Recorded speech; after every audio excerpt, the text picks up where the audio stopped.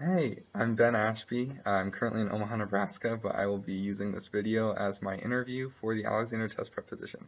We'll be covering modifiers, and from now on I'll be treating you and the rest of this empty classroom as if you were my students. Okay guys, so a quick summary of what we've been talking about today. Modifiers. What a modifier is it's a word or a phrase in a sentence that adds specificity or clarity or affects in some way the noun closest to it. So an example, I saw a bird snowboarding down the mountain. I immediately think in my head, I with my beanie and snowboard goggles am snowboarding down the mountain and see a bird. But what this sentence really means, if you read into it, is that standing somewhere on the mountain with my snowboard hat and beanie, my beanie and goggles, I see a bird that's snowboarding down a mountain, and that doesn't make sense. That's what this test will do, is that it will apply a modifier to a noun in a way that doesn't make sense. And we need to rearrange the sentence so that the modifier and the noun match.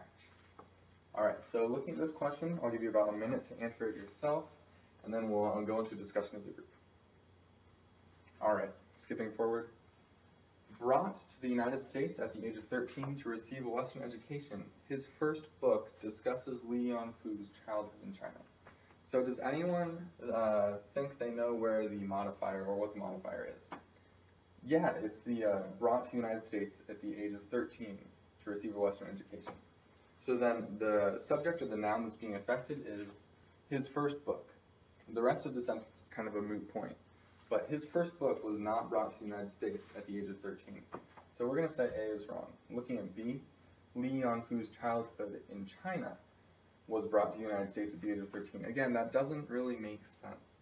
So now we're going to look at C, the subject of his first book was brought to the United States at the age of 13. Again, that just seems a little bit off. So we're going to go to D. Li Yongfu discusses his childhood in China in his first book. Li Yongfu is a very reasonable object to be brought to the United States at the age of 13. So we're going to say that D is definitely an option, but still look at D because we have time and we need to cover our bases.